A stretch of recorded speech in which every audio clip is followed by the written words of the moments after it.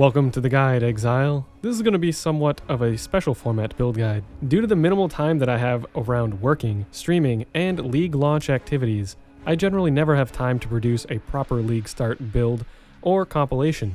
However, I figured I would try something new this league. Here I want to provide at least one new build to the channel, summarize a few existing builds that I have made and updated for this current patch, and show some builds from the forums that would make for good league starters as well. This will not be a full feature-rich build guide video as I do not have the time to do so. It will be a very basic showcase demonstrating the builds where I can, speaking to their finer points, and providing a detailed path of building file for further information. So let's get right into the first new build, a Profane Decay Occultist.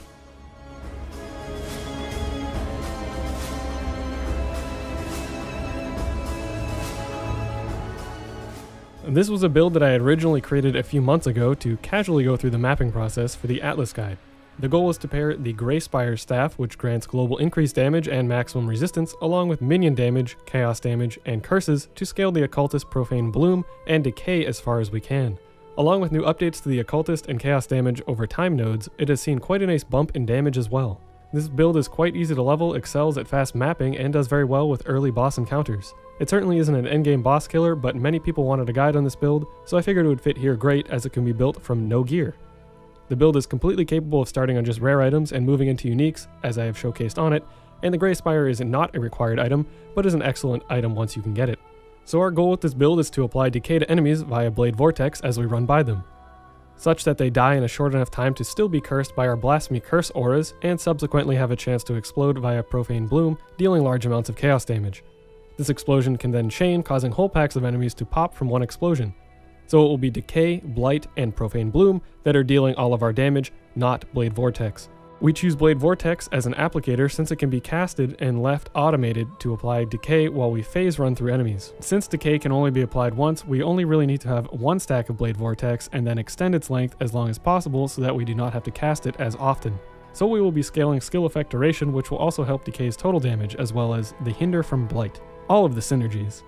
To enhance the damage of all these damage sources, even Profane Bloom, we get some help from freshly buffed chaos damage nodes in the tree, the Occultist Ascendancy, Spiritual Aid, Curses, Wither Totem, and the Grey Spire staff. Remember that Spiritual Aid makes minion damage increases applied to us, and minion damage is effectively global damage.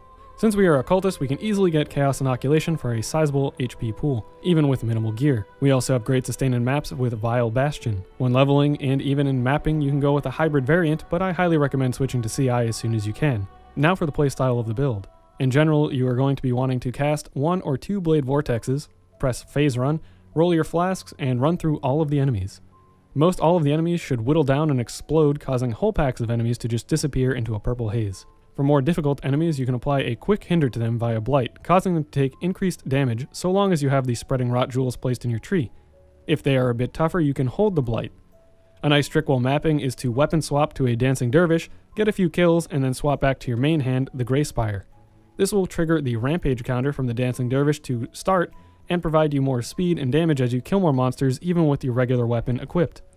For bosses, you will want to ensure that you have at least 1 Blade Vortex up to maintain your Decay, the Wither Totem placed down to increase chaos damage they take, and then just hold down Blight on them. Use your flasks accordingly here. In the passive tree, we aim to get as much chaos damage as we can, along with Energy Shield. The tree progression is straightforward, and you will want to be leveling as Life and ES Hybrid, and swapping to Chaos Inoculation once you have about 5500 ES in Vile Bastion.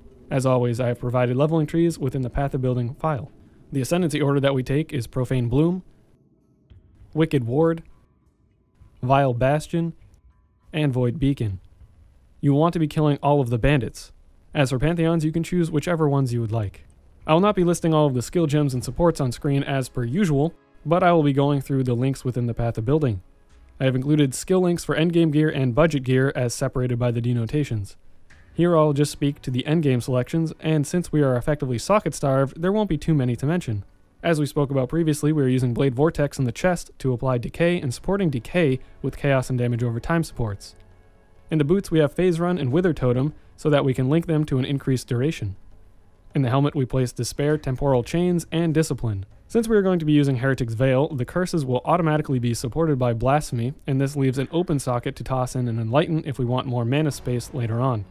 To start, you will have to use a Blasphemy before the Veil, of course. And the gloves, we are just placing support since we are choosing to use the Allelopathy gloves, which provide Blight in them. Since you also will not have these right away, you can drop Void Manipulation for a Blight gem. As for gear, you will want to look for the following: Energy Shield, Elemental Resistances, off stats such as Dexterity or Strength, Flask effects such as Reduced Charges Used and Increased Duration, and finally Chaos and Damage Over Time modifiers. I have included an endgame and budget gear setup within the Path of Building file, much like the skill gems. You can take a look at these to get an understanding of the further affixes that I get. As for the specific unique items that I have chosen to use: the Grey Spire, of course, for the global damage, scaling all of our damage sources, as well as maximum resistance for further defense. Heretic's Veil. This gives us a good source of energy shield, as well as making our blasphemy curses stronger, as well as reserve less mana and saving us a socket. Allelopathy. These are a must-have when you can get them to extend your blight to an effective 5+ link, as well as a good damage boost all around. Atziri's Splendor. I picked this chest up later in the league when making the character. It turns out to be a good base of ES, resistance, and gain on kill for mapping. It also makes the coloring of the sockets much easier. It's not required by any means.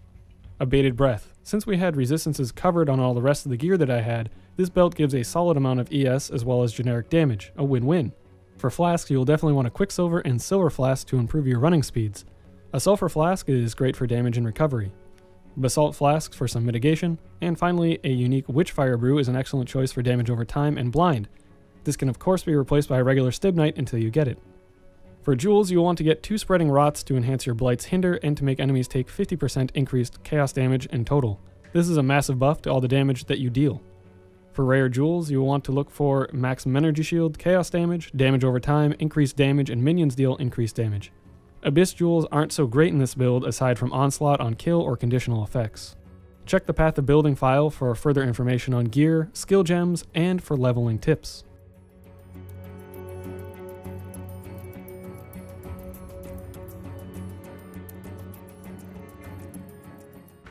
The Jug of All Trades is a build designed to start out simple and scale up into something like a lab farmer, a content clearer, and an endgame boss killer.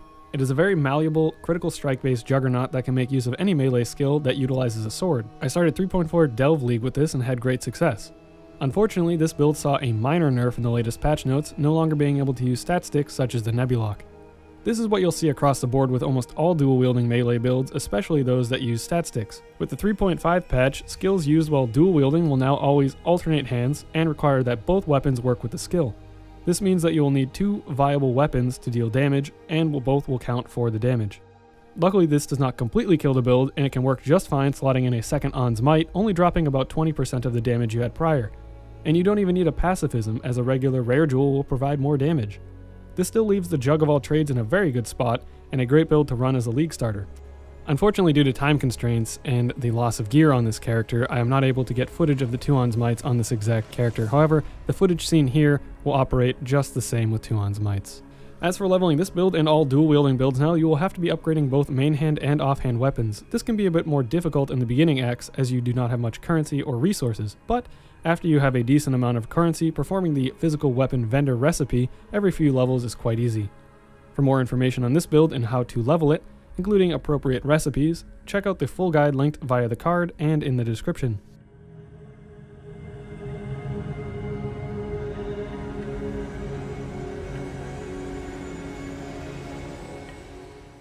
The THICC JUGG Mk II was a rework of the original THICC JUGG Eternal Labyrinth Farmer that I had created back in patch 3.0. It was designed to supersede that build both in offensive and defensive power. It can crush Azaro and Argus while ignoring labyrinth traps, providing a nice and relaxed labyrinth farming experience that will shower you in returns. Unfortunately, this build also saw a nerf due to the loss of the Nebulock as an offhand weapon, just like with the previous Jug of All Trades. But just like with the previous build, this build is not dead. It just lost a bit of damage and some mitigation. However, it has not fallen behind the original version of this build and is still very potent. Just like with the previous Jug, we can simply slot in another one of our main hand weapons, the Ichimonji Sword. We can then continue using Blade Flurry, Reave, Lacerate, Double Strike, or even fall back to Cleave. All the footage here is seen using 2 Ichimojis. As for leveling the build, just like the previous, we will be requiring the upgrading of both weapons as you progress. It will be a bit more complicated to start, but will get very manageable as you go on. So in summary, I can still highly recommend this for a League starter and Labyrinth farmer for those wishing to ignore Azaro and traps and complete Lab on any day of the week. Check out the full written guide in the card or linked in the description.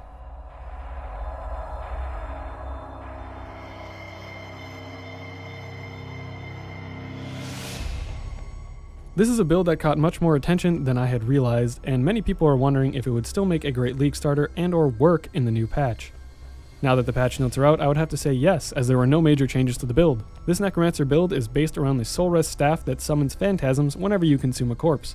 Pairing this with bubonic trails and offering skills, you are able to perpetuate up to 20 of these phantasms and crush maps by simply running through them, much like the Decay Occultist. However, with more investment on this build, you can easily take on the endgame. Leveling this build is quite easy, as it starts as a basic Summon Raging Spirits build. The SRS build archetype has been covered to death, and is easy for most anyone to look up and follow if they need more information on the Path of Exile forms. You may also perpetuate SRS into mapping and the endgame before you get your hands on a Soulwrest staff. If you're looking for a dynamic summoner build to start your league with, I can recommend this one. Check out the full guide in the card or linked in the description below.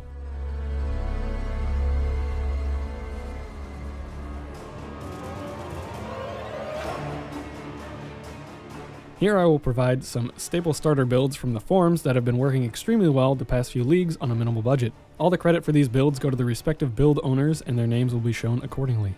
First up is Windz Glacial Cascade Mines. This build has been crushing content since its introduction, and has only gotten better with time. The mine playstyle can be off-putting for some, but both mines and traps can be geared on a minimal budget and still take down endgame bosses like they were nothing. They also have the benefit of not caring about Reflect and many other modifiers that would keep builds from volleying and completing high-tier maps. This is definitely a build and a build style you will want to check out if you plan on pushing high-tier maps as soon as possible. The good old spell totems. Totems like mines or traps are great starters on a minimal budget and allow you to take on much of the endgame without breaking the bank. Spell totems can certainly be done on many different classes, but the Hierophant gives so much quality of life and power, it is hard to pass him up. The other great benefit of the Hierophant and spell totem tree pathing is that you can interchange many different spells with minor changes to gearing, allowing you to pick a spell that works for you. Here I will provide 3 different powerful options to choose from. Arc is an excellent choice as it was extremely powerful prior to patch 3.5 and was left untouched. Freezing Pulse is another good option with its recent rework and ability to crowd control with freezes and far-reaching projectiles. And finally, Glacial Cascade. As we saw with Windz GC Mines, the power of Glacial Cascade can be transferred to totems as well. Finally, there is of course the self-casting option, that is Enki's Arc Witch. This is a tried and true build that has stood many patches of testing and still remains strong to this day. I've had many viewers and friends use this build as a starter and they have not been disappointed, so I can certainly recommend this to anybody looking for some self-casting action.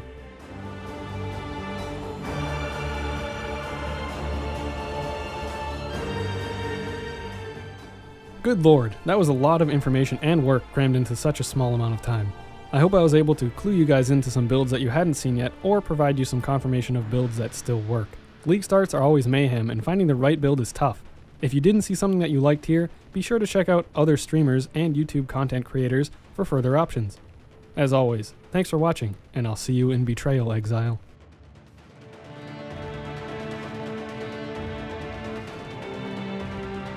Streaming, along with the new update. Well, with a very, we really only need to, since you will not, and finally Chaos, as well as some maximum resistance for further resistance. God damn it. It turns out to be it is very malleable. Here are, oh god. But the Hierophant gives, here I will provide 3 different I just put an and in there, that doesn't make any sense. Arc is of course Arc is of course an excellent choice and is saying and instead of as, fuck.